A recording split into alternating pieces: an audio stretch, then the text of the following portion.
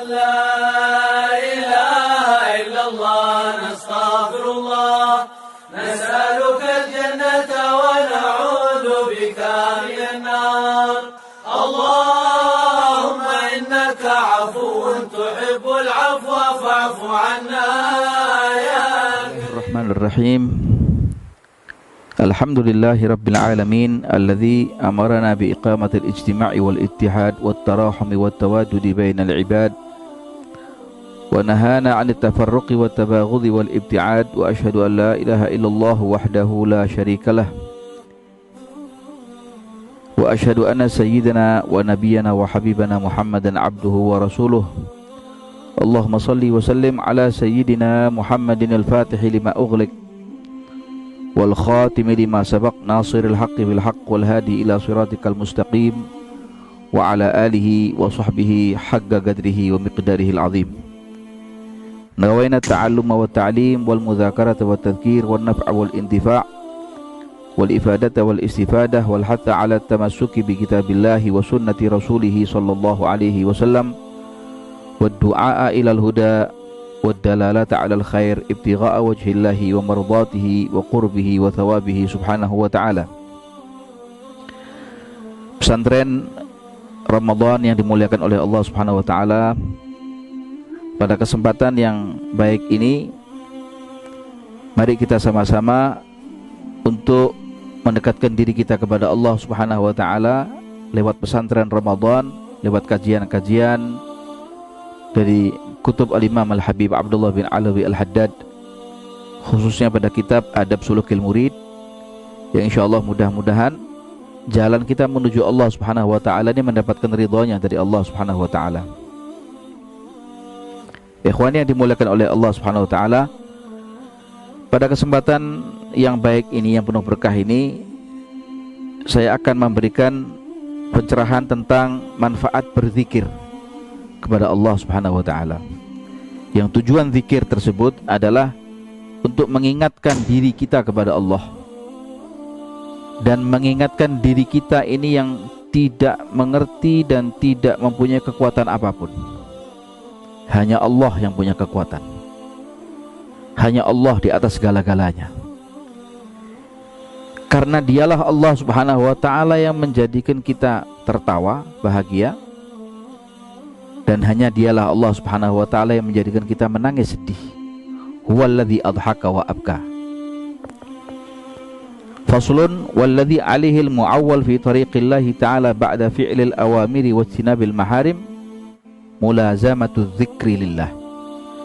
Seseorang yang ingin menempuh jalan menuju Allah, mencari ridhonya Allah, mencari cintanya Allah, dekat dengan Allah, hatinya selalu bersama dengan Allah, sehingga tidak ada waktu kecuali untuk mengingat Allah. Tidak dia berdagang, dagangnya ingat kepada Allah. Tidak dia belajar, belajarnya dia ingat kepada Allah. Saat dia ingin melakukan satu kebaikan, dia katakan bahwa kebaikan ini adalah minnah minallah, pemberian Allah. Tidak ada satu tindakan kejahatan yang akan dia lakukan terkecuali dia ingat bahwa Allah memantau dia, Allah mengawasi dia. Maka seseorang yang ingin menempuh jalan Allah Ta'ala, setelah dia melakukan semua perintah Allah dan menjauhi semua larangan-larangan Allah Subhanahu wa ta'ala, apa yang harus dia lakukan setelah itu? Yaitu menggunakan waktunya dia sebaik-baiknya untuk berzikir kepada Allah dengan kalimat la ilaha illallah, dengan kalimat subhanallah, lewat lisannya, lewat hatinya. Kedua-duanya bergerak. Lisannya mengucapkan la ilaha illallah, hatinya pun juga mengucapkan la ilaha illallah dengan memaknai. Nanti akan menimbulkan bekas tersendiri di sana. Fa'alaika ayyuhal murid fi kulli halin wa fi kulli waqtin wa fi kulli makanin bil qalbi wal lisan. Di setiap saat, di mana Anda bertempat, Anda posisi ada dimanapun, dalam kondisi apapun, ingat kepada Allah Ta'ala lewat lisan Anda, dan usahakan juga lewat hati Anda ketika Anda berzikir kepada Allah Ta'ala, akan memiliki satu bekas yang luar biasa nantinya. Adanya orang-orang di zaman sekarang ini yang tidak berzikir kepada Allah Ta'ala, walaupun lisannya berzikir, tapi hatinya tidak diikut sertakan untuk berzikir kepada Allah Ta'ala, sehingga pengaruh zikir tadi itu hambar. Pengaruh zikir tadi itu kemudian hilang begitu saja, tidak berbekas sedikit pun. Nah, ini mungkin perlu dikoreksi bagaimana apa yang harus dia lakukan ketika dia berzikir kepada Allah Ta'ala. Wa dzikru alladhi yajma'u jami'a ma'anil adhkari wa thamaratiha al-batinati wa dhahirah huwa qawlu la ilaha illallah. Zikir yang dikatakan bahwa buahnya zikir secara lahir dan batin itu akan nampak jelas, nampak dengan gamblang, nampak dengan terang, nampak dengan betul-betul sesuai dengan apa yang kita inginkan dan yang kita harapkan lewat kasat mata kita. Bahkan adalah zikir yang kita ucapkan kalimat la ilaha illallah. Subhanallah, zikir la ilaha illallah ini adalah zikir yang tidak ada kaitannya dengan bibir. Ketika Anda mengatakan la ilaha illallah, maka tidak ada bibir yang mengingkam, gak ada bibir yang kemudian merapat. Yang bergerak hanya lidah dan hati. Ini menandakan bahwa ketika orang nanti di akhir hayatnya, dia tidak bisa lagi bergerak apapun. Mata pun tidak mampu untuk berkedip, tangan pun tak mampu untuk mengangkat, kaki pun juga tak mampu untuk bergesek satu dengan yang lain. Tapi yang mampu untuk dia kendalikan adalah lidahnya dia untuk mengucapkan la ilaha illallah. Man akhiru kalamihi la ilaha illallah dakhalal jannah. Orang yang di akhirnya dia mengucapkan la ilaha illallah, dia akan masuk ke dalam surga. Sehingga di sini dapat kita simpulkan satu kesimpulan bahwa manusia itu nanti akan dimatikan oleh Allah Ta'ala menurut kebiasaan ketika dia hidup. Kalau kebiasaan hidupnya dia suka sujud, maka meninggalnya sujud. Kalau kebiasaannya dia mengaji, maka meninggalnya mengaji. Kebiasaannya dia berzikir, meninggalnya berzikir. Kebiasaannya berbohong, meninggalnya dalam keadaan berbohong. Kebiasaannya mencuri, meninggalnya juga dalam keadaan dia mencuri, dan seterusnya. Nah, sehingga kalimat la ilaha illallah inilah yang dikatakan dengan al-kalimatut thayyibah, atau kalimat yang sangat baik sekali untuk diucapkan sebuah lisan yang banyak berdosa, mengumpat, ghibah, mencaci, menyakiti hati orang. Wa huwa dzikrul ladzi yu'mar bimulazamatihi ahlul bidayah wa yarji'u ilaihi ahlun nihayah. Dikatakan bahwa zikir inilah yang diperintahkan di dalam agama untuk selalu dilazimi, dikontinyukan, diistiqamahkan, selalu diucapkan, baik untuk orang yang pada permulaan dia berangkat menuju ridhonya Allah. Salik artinya ketika dia akan berangkat menuju untuk menghadiri satu kajian, menghadiri satu majelis yang khair, tujuannya adalah untuk menggapai ridhonya Allah Ta'ala, atau untuk mereka para arifin billah dan para ulama yang sudah di penghujung akhir jalan mereka, sudah mendapatkan ridhonya Allah, bahkan sudah melihat Allah, melihat ridhonya Allah, bahkan sudah melihat surganya Allah Subhanahu wa Ta'ala. Nah, ini zikir yang diucapkan adalah la ilaha illallah. Orang-orang pada zaman dahulu ketika ditarim itu, kalau mereka mengucapkan la ilaha illallah, itu terdiam yang mendengarkan, hanya tertunduk kepalanya dan mengucapkan hal yang sama, la ilaha illallah, la ilaha illallah. Ketika syekhnya mengatakan begitu, maka murid-muridnya juga menundukkan kepalanya dengan mengucapkan yang sama, la ilaha illallah, sama seperti itu. Al-Habib Muhammad bin Alawi bin Abdullah bin Syahab, guru Sayyidil Habib Umar bin Muhammad bin Salim bin Hafiz, di akhir ketika beliau ceramahnya, beliau mengatakan, man akhiru kalamihi la ilaha illallah. Jatuh dia dari ceramahnya, meninggal dunia. Maka satu majlis semuanya mengatakan dakhalal jannah. Serempak muslimin di situ mengatakan dakhalal jannah. Sementara Al-Habib Muhammad bin Alawi bin Syahab hanya mengatakan man akhiru kalamihi la ilaha illallah. Tidak dia lanjutkan itu hadis dengan mengatakan dakhalal jannah, tapi kemudian dia lakukan dengan gerakan dia meninggal dunia bil fi'il, masuk ke dalam surga. Tidak dengan ucapan, tapi dengan perbuatan dan dengan kenyataan real di depan matanya Al-Habib Muhammad, dia masuk ke dalam surga setelah mengucapkan la ilaha illallah.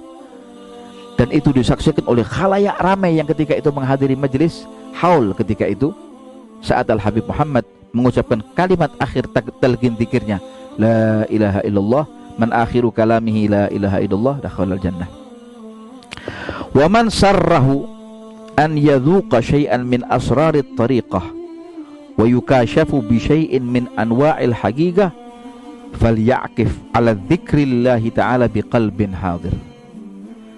Habib Abdullah bin Alawi Al-Haddad beliau mengatakan, siapapun orang yang ingin merasakan sejumlah rahasia Allah, sirrullah, rahasia Allah Ta'ala yang tidak boleh dibuka oleh Allah Ta'ala untuk sembarangan orang. Apa itu? Cintanya Allah. Dia akan bisa melihat surganya Allah.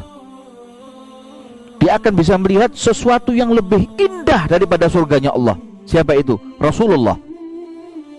Ijtima' bin Nabi yaqadhah, bertemu dengan Nabi dalam keadaan terjaga. Rahasia Allah Ta'ala. Tidak hanya itu, masih banyak rahasia Allah Subhanahu wa Ta'ala. Dan yang tertinggi adalah ijtima' bin Nabi yaqadhah, bertemu dengan Rasulullah dalam keadaan dia terjaga. Orang yang ingin merasakan ini, apa dikatakan? Wa yukashafu bi syai'in min anwa'il haqiqah, dan dia ingin agar hatinya disingkap oleh Allah Ta'ala untuk merasakan nikmatnya ibadah, nikmatnya dia mengaji, nikmatnya dia berzikir, nikmatnya mengatakan Allah, Allah. Al-Habib Hasan bin Abdullah Syatiri tatkala ada di dalam satu majlis, maka dikejutkan jamaah yang ada di dalam majlis tadi ini. Ada hembusan angin yang sangat kencang, hingga angin tersebut kemudian menampar pintu majlis tadi itu, pintu masuknya ke masjid atau mushola tadi, ditamparnya itu oleh angin yang berhembus hingga pintu tadi menutup ke arah engsel pintunya dengan begitu kerasnya, luar biasa. Spontan maka jamaah yang ada di dalam majlis itu terkejut, sementara Al-Habib Hasan hanya mengucapkan Allah, la ilaha illallah. Terkejutnya Allah, la ilaha illallah Muhammadur Rasulullah. Kenapa? Karena hatinya sudah teranyam dengan zikrullah, teranyam dengan zikir kepada Allah Subhanahu wa Ta'ala. Maka kata Imam Haddad, siapa orang yang ingin merasakan nikmatnya sirrullah, rahasia Allah Ta'ala, dan mengenyam nikmatnya zikir, ibadah, mengaji, mengucapkan kalimat Allah, Allah, falyaqif ala zikrillah. Dudukkan dirimu i'tikaf, selalu zikir kepada Allah Subhanahu wa Ta'ala. Saya teringat dengan ucapan salah seorang kiai kalau tidak salah. Ada salah seorang penjual tape di satu pasar. Maka seorang penjual tape tadi ini ketika dia menjajakan dan menjualkan dan mendagangkan tapenya, sambil memikul daripada pikulan tapenya, lalu dia dengan mengatakan, tape, tape, tuan, tape, saya dagang tape, tuan, tuan, tape, tape. Dari rumah ke rumah, dari kampung ke kampung, dari daerah kecamatan ke kecamatan, selalu dia mendengungkan kalimat tape dan tape. Tanpa dia sadari, karena dia itu sudah lelah di siang bolong yang sangat terik, matahari yang sangat panas, dia pun terserempet dengan Vespa. Dan akhirnya bapak yang tua tadi ini jatuh tersungkur, pingsan, dan dibawa oleh masyarakat setempat ke puskesmas. Sesampainya di puskesmas, maka dokter yang ada di rumah sakit tadi mengatakan, siapa keluarga bapak ini? Adakah yang tahu? Maka dihubungi, ada yang tahu, ternyata ada di kecamatan A. Maka dihubungi istrinya, anak-anaknya, cucunya, kerabatnya dihubungi dan didatangkan ke rumah sakit tadi ini. Dan dilihatnya sang bapak sudah tidak bisa lagi untuk dipertahankan hidupnya, alias hidupnya harapannya tipis untuk panjang umur. Mungkin ini bapak sudah nggak ada hajalnya barangkali. Maka sang istri kemudian memegang kepala sang bapak suaminya tadi dengan mengatakan, Pak, nyebut Pak, sebut Pak, sebut Pak. Maka sang bapak tadi mungkin membelalakkan matanya, membuka matanya. Apa yang dia ucapkan? Tape. Meninggal dia. bukan Allah, bukan la ilaha illallah, tapi meninggal. Di sini mengambil satu kesimpulan bahwa ternyata manusia itu kalau dia i'tikaf ada ala zikrillah, mulazamah ala zikrillah, maka dia akan mati sesuai dengan apa yang sering dia ucapkan. Yang sering dia ucapkan adalah Al-Quran, meninggal ketika dia ada di atas Al-Quran. Al-Habib Abdul Qadir bin Abdurrahman As-Segaf selalu sujud di mihrab Masjid As-Segaf, meninggal dalam keadaan dia sujud di hari Jum'ah. Faya ikhwan yang dimuliakan oleh Allah Subhanahu wa taala, ingatkan hatimu kepada Allah taala biqalbin hadir, dengan hati yang hadir, wa adabin wafir, dengan adab, dengan betul-betul kita menjaga adab kita kepada Allah Subhanahu wa taala. Ikhwan yang dimuliakan oleh Allah Subhanahu wa taala, wal takun ayyuhal murid muksiran minat tafakkur wa huwa ala thalathati aqsam. Wahai orang-orang yang ingin menghendaki ridhanya Allah Subhanahu wa taala, hendaknya engkau selalu memikirkan bagaimana keagungan Allah Subhanahu wa taala. Pikirkan keagungan Allah dan bagaimana kelemahan diri kita dibandingkan dengan keagungan Allah yang maha dahsyat. Agungnya Allah Subhanahu wa taala yang maha luar biasa, bandingkan dengan diri kita yang tidak ada apa-apanya ini. Kita dikasih sedikit debu saja bersin-bersin kita. Dikasih batuk saja nggak bisa kemana-mana kita. Dikasih corona saja hiruk pikuk ini dunia. Ekonomi pun mati, politik mati, masjid terkunci, semuanya nggak bisa apa-apa. Hanya sedikit Allah Ta'ala turunkan junudnya, bala tentara Allah Subhanahu wa Ta'ala. Muksiran minat tafakkur, perbanyak untuk mawas diri, banyak untuk muhasabah. Wahwa ala thalathati aqsam. Tafakkur ini dibagi menjadi 3. Kata ulama, memikirkan dengan berbagai keagungan takdir dan keindahan ciptaan Allah Ta'ala dibagi menjadi 3. Yang pertama adalah tafakkur fi ajaibil qudrah wa bada'i'il mamlakah as-samawiyah wal ardiyah wa thamaratuhu al-ma'rifah billah. Yang pertama, memikirkan keagungan takdirnya Allah, kekuatan Allah. La yughni hadarun min qadar. Rasulullah bersabda, tidak ada gunanya seseorang yang kemudian dia bersiap-siap menjaga dirinya dari takdirnya Allah Ta'ala. Kalau sudah saatnya dia harus ditetapkan oleh Allah Ta'ala meninggal, dia harus meninggal. Walau kuntum fi burujin musyayyadah, hatta Anda pakai helm, kalau Anda harus meninggal, kalau kecelakaan Anda jatuh, Anda harus meninggal. Tidak harus Anda kemudian terjun dari tingkat 13, Anda kemudian jatuh daripada lincak atau baduk yang tingginya cuma 30 cm. Kalaupun jatuh Anda harus meninggal, Anda harus meninggal. Ada kalanya juga orang yang jatuh dari tingkat 7 nggak ada apa-apa, cedera pun tidak. La yughni hadarun min qadar. Artinya keagungan takdir Allah Subhanahu wa taala hak prerogatif Allah. Keindahan ciptaan langit dan bumi Allah Subhanahu wa taala yang tujuan itu semua bukan apa-apa, adalah untuk mengenal Allah. Siapa yang ngecat Lombok menjadi merah, hijau, kuning dan lain sebagainya? Siapa yang menjadikan buah durian yang ketika kalau kita mengenyam dan kita merasakan buah durian tadi itu manis, pahit, kecut, masam, tidak enak, atau mungkin dia kemudian dalam keadaan busuk. Semua itu adalah untuk mengingatkan kita kepada Allah Subhanahu wa taala. Yang kedua, wa tafakkurun fil ala'i wan ni'am wa natijatuhu al mahabbah lillah. Yang kedua, untuk memperbanyak kita bertafakkur, muhasabah adalah apa? Dikatakan memikirkan nikmat atau karunia Allah Subhanahu wa taala agar nantinya kita cinta kepada Allah. Berapa banyak sudah Allah Ta'ala berikan nikmat kepada kita. Hitung saja ini ibu jari. Kalau seandainya kita tidak punya ibu jari, bagaimana kita akan megang gelas?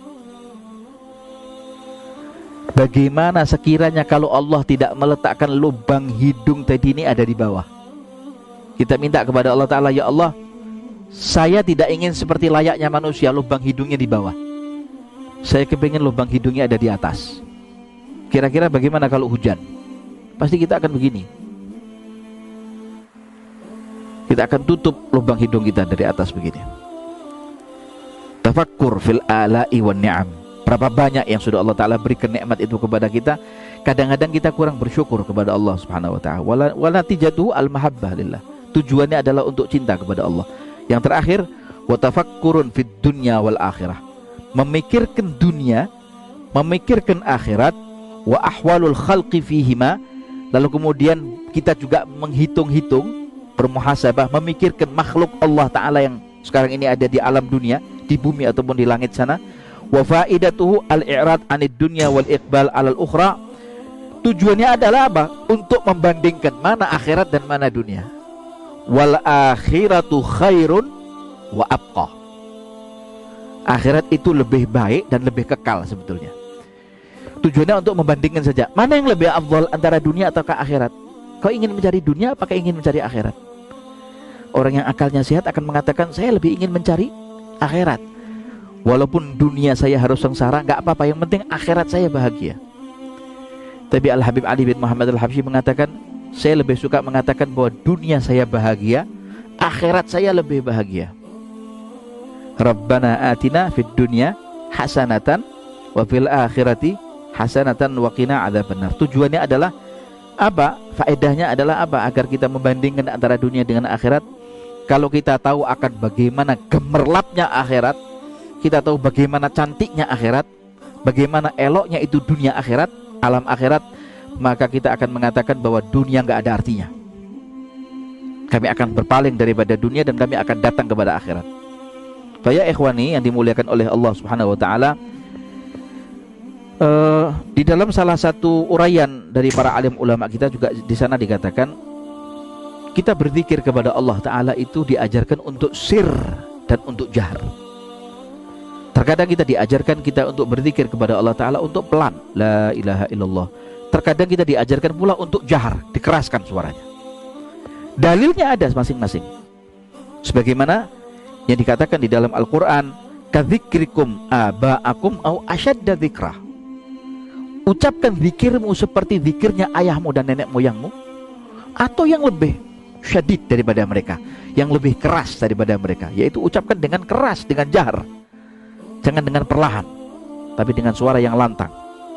Wa afta bihin Nawawi rahimahullah bitafdilihi ma lam yushbih aw ma lam yashubhu hadzun aw tashwishun wa yukrahu an nutqu bihi bifamin mutanajjisin. Kata Imam Nawawi, bahkan beliau mengatakan lebih afdal dia mengucapkan zikir dengan jahar, dengan keras, ketimbang dia mengucapkan zikir dengan perlahan, selama tidak disusupi dengan riya, tidak disusupi dengan yang namanya penyakit hati, hadzun au tashwish, bahkan mengganggu orang lain yang tidur, mengganggu orang lain yang tengah dalam keadaan mengerjakan salat. Dan camkan, jangan sampai Anda berzikir dengan lisan atau dengan lidah atau dengan mulut yang dalam keadaan najis. Yang bagaimana Ustadz najis? Terkena darah. Ada darahnya di gusi kita, ada darahnya di gigi kita, itu kan najis. Saat kita berzikir, jangan sampai lisan kita, lidah kita, mulut kita dalam keadaan najis. Wa fi buqatin mutanajjisah. Ucapkan zikir jangan di tempat yang ada najisnya. Jangan di kamar mandi. Jangan di hal-hal tempat-tempat yang remeh, yang sifatnya najis di tempat itu. Wa fi halati khurujir rih. Jangan kau ucapkan zikir saat kau kemudian mengeluarkan angin. Saat kau buang angin kau berzikir la ilaha illallah. Apalagi dengan tujuan meremehkan zikir la ilaha illallah, bisa murtad wal iyadzubillah. Bisa keluar daripada agama Islam. Aw halihi aw halati khuruji kulli kharijin, atau saat dia buang hajat. Dia berzikir saat dia buang hajat. Dia mengatakan bismillahirrahmanirrahim, dia buang hajatnya dengan mengucapkan itu. Kalau tujuan ingin meremehkan bismillah, bisa murtad wal iyadzubillah, keluar daripada Islam wal iyadzubillah. Wa ya ikhwani yang dimuliakan oleh Allah Subhanahu wa taala, saya kira itu, dan di segala macam adab-adab ketika kita berzikir kepada Allah taala, yaitu dilazimkan kita untuk taharah dalam keadaan kita bersuci, kemudian an yastamidda biqalbihi inda syuru'ihi fi dzikri bihimmah. Saat kita berzikir kepada Allah taala, persiapkan hati kita. Saat kita berzikir, disiapkan hati kita, jangan menoleh ke kanan, jangan menoleh ke kiri. Zikir kepada Allah Subhanahu wa taala, ibtida' bidzikir falyuhdir surata syaikhihi fi qalbih. Saat dia berzikir, maka tampilkan gambar gurumu ada di depan wajahmu. Saat kau berzikir kepada Allah taala, tampilkan wajah gurumu seakan-akan dia ada di hadapanmu. Wa yastamid minhu. seakan-akan kau ingin mendapatkan sesuatu dari gurumu.